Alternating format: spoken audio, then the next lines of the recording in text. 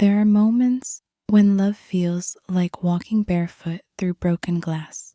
You want to get close, but every step cuts a little deeper. You crave connection, yet your heart flinches from the very thing it longs for. Maybe you felt it too. The way love can turn from something warm and comforting into something that feels uncertain, even painful. You meet someone who truly cares, and yet something inside keeps holding back. You tell yourself it's bad timing, wrong person, or just life being complicated. But what if it's not about them at all? What if love becomes difficult? Not because love itself is cruel, but because your heart is still protecting old wounds that were never given a chance to heal. This video will take you through the hidden ways unresolved pain shapes the way you give and receive love.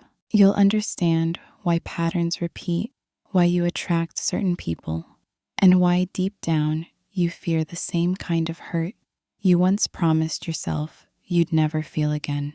If you're a woman who's ever felt emotionally drained, lost, or tired of giving too much in relationships that don't give back, you're in the right place. This channel is dedicated to emotional healing for women, a safe space where stories, psychology, and self-awareness come together to help you remember your strength, your worth, and your calm. So stay until the end of this video. Not only will you understand why love feels so hard, but you'll also begin to see the quiet doorway toward peace, the place where love can finally feel like home again. 1. How emotional wounds shape your view of love. When you've been hurt, love doesn't look the same anymore. It's like your heart puts on tinted glasses, and everything you see through them is colored by what happened before. You might not notice it, but the wound quietly rewrites the story of love inside you. When love once felt like betrayal, safety becomes suspicion. When love once felt like abandonment, closeness becomes something to fear. And when love once meant giving everything and losing yourself, you begin to associate love with danger, not warmth. Your mind starts building invisible walls. You say you want connection, but deep down, you're scanning for signs of rejection. You crave tenderness, yet you brace for pain. Even small gestures can trigger old memories that whisper, "Don't trust this." You remember how it ended last time. Unhealed wounds don't just live in your past, they live in your nervous system. They teach your body that love equals risk. So even when someone offers genuine care, your body reacts as if it's under attack. You might pull away, go silent, become distant, or try to control what happens next, anything, to avoid the possibility of being hurt again. But the truth is, those defenses were once your survival tools. They protected you when you didn't have the space or safety to feel. They helped you endure. The problem comes when they never get turned off, when they keep guarding you long after the threat is gone. Unhealed pain distorts your definition of love. It makes you confuse anxiety with passion, control with care, silence with peace. You begin to believe that love must always come with a price, that peace means boredom, and that safety can't coexist with desire. But love doesn't have to hurt to be real. It's not meant to be a battlefield you must survive. The moment you start recognizing how your wounds shape the way you love, you begin to reclaim your power, not by fighting the pain, but by finally letting it speak. 2. The patterns that keep repeating and why you keep choosing the same kind of love. Have you ever wondered why certain relationships feel painfully familiar, even when the people are different? It's not a coincidence. It's a pattern one your heart keeps replaying until it learns something it couldn't face before. Unhealed wounds have a strange gravity. They pull you towards situations that feel like home, even when that home once hurt you. You're not consciously choosing pain. You're subconsciously seeking resolution. If you grew up with emotional neglect, you might find yourself drawn to people who are distant, hoping that this time your love will make them stay.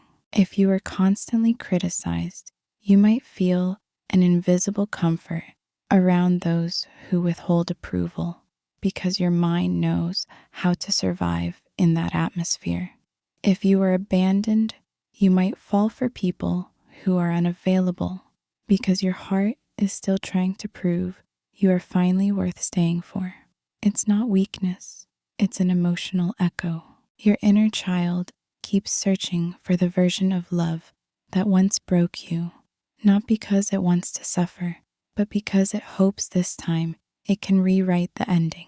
That's why healing isn't just about avoiding toxic people. It's about seeing how the old pain keeps choosing for you.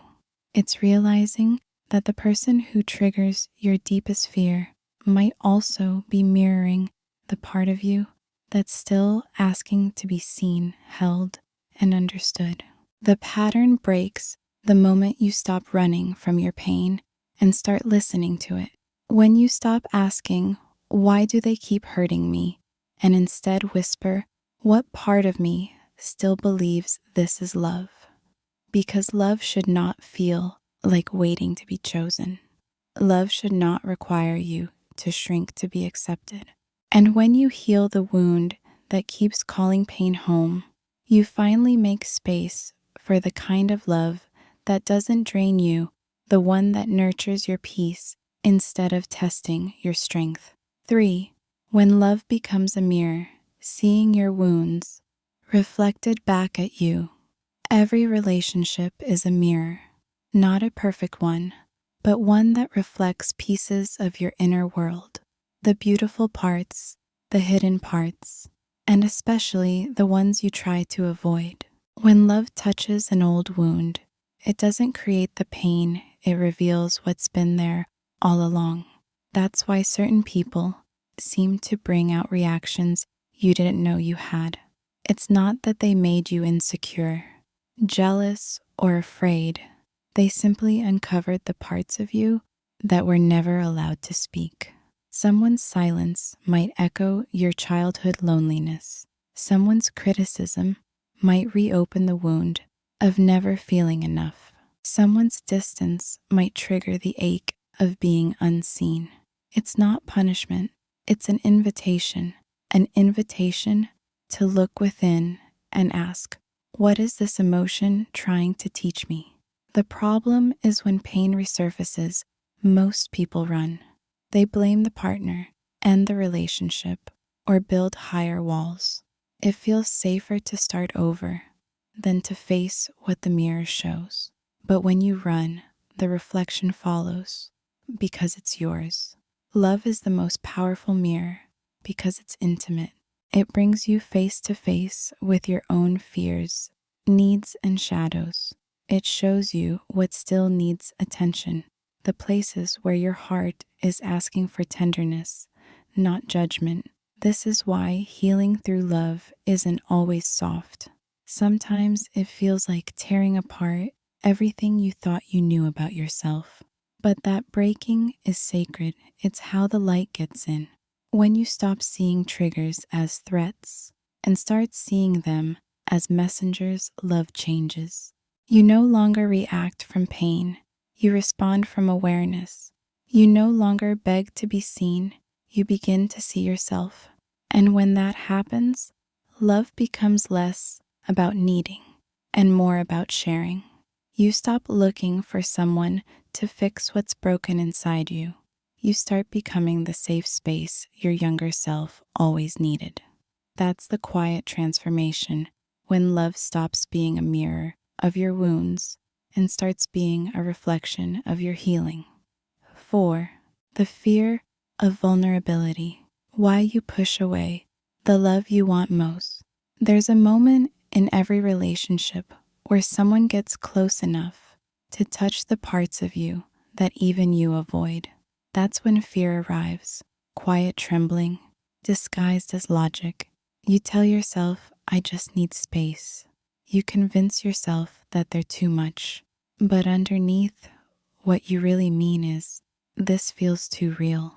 Vulnerability is terrifying when you've been hurt, because to open up means letting someone near the exact place where you were once broken. It means trusting that this time they won't lie or make you feel small. And your body remembers what it felt like when someone did.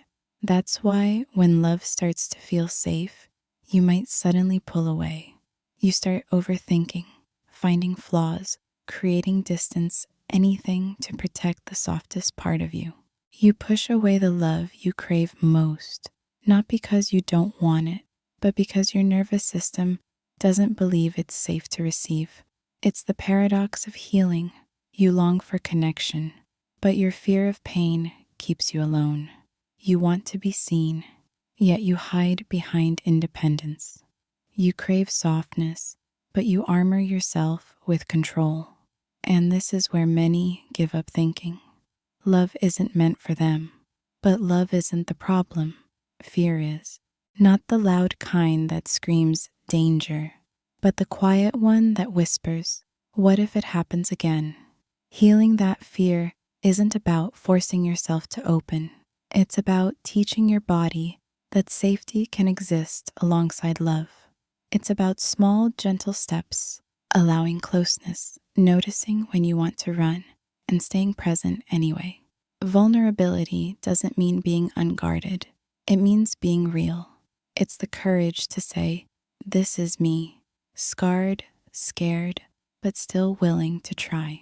And that willingness is where real intimacy begins, because love doesn't demand perfection. It asks for presence. When you learn to stay open, even when your fear trembles, that's when love finally feels like peace instead of survival. 5. Healing before loving. The path toward real connection. The hardest truth about love is this: no one can love you into healing. They can hold your hand through the storm, but they can't calm the storm inside you. That part, the quiet, patient work of meeting your own pain, belongs only to you. When you begin to heal, you stop chasing intensity and start craving honesty. You stop confusing drama for depth. You stop needing someone to complete you and start realizing that you were never incomplete. Healing doesn't mean you never get triggered again. It means you recognize the trigger without letting it control you. It means you pause before reacting, breathe before defending, and speak before the silence turns cold. It's not about perfection. It's about awareness. When you heal, love feels different. It's calmer, softer, less about proving and more about being. You begin to choose people not for how high they make you feel, but for how safe you feel when you're with them. Healing changes your standards, not in a way that makes you harder to love, but in a way that makes your love more intentional. You stop settling for relationships that demand you abandon yourself. You stop begging to be seen because you already know your worth. Real connection grows in the soil of self-understanding. When you know your patterns, your pain, and your peace, you no longer lose yourself trying to keep someone else. You become grounded, steady, aware, and open. Love then stops being a battlefield and becomes a sanctuary. It's not about rescuing or fixing. It's about walking beside each other, each carrying their own light. You can't rush that kind of love. It blooms slowly in honesty, consistency, and gentle acceptance. But it starts the moment you decide that your healing is no longer optional. Because the truth is, the more you heal, the less you fear love. And the less you fear love, the more it feels like coming home. 6. The peace after the storm, finding freedom in healing and love. There comes a moment, often quietly, when you realize you're no longer fighting ghosts. You're no longer reacting to what someone might do based on what someone else once did. The ache is still there sometimes, but it doesn't define you anymore. It's just a memory, not a map. That's the moment healing starts to taste like freedom. You begin to understand that love was never meant to fix you. It was meant to grow with you. You stop chasing intensity because you've learned that peace doesn't have to feel boring. You stop measuring your worth by how much someone needs you, and instead by how deeply you can stay true to yourself while loving another. Healing doesn't erase your past, it transforms your relationship with it. The same story that once broke your heart now becomes the soil from which compassion grows. You forgive not because they deserve it, but because your peace does. You release not because you've forgotten, but because you've finally remembered who you are without the pain. And when love finds you again, because it won't feel like fireworks or rescue. It will feel like sunlight gently touching the parts of you that used to hide. It will feel like calm, like safety, like home. The storm was never meant to destroy you. It was meant to awaken the strength that was sleeping beneath the surface. You were never too broken to be loved. You were simply learning how to love yourself first so you could finally recognize love when it comes without fear. So take this as a reminder. You are allowed to rest now. You are allowed to trust again. You are allowed to love not from your wounds, but from your wholeness. Because when the heart heals, love is no longer a battlefield. It becomes the soft place where you finally lay down your armor and whisper, I made it through. And as always, because the YouTube algorithm usually promotes videos with high engagement, if you feel this video brought value to you, a simple like and a quick subscription will make a huge difference. It not only helps this content reach more people who need it, but also ensures that you never miss the next video that could make a difference in your journey. Thank you, everyone.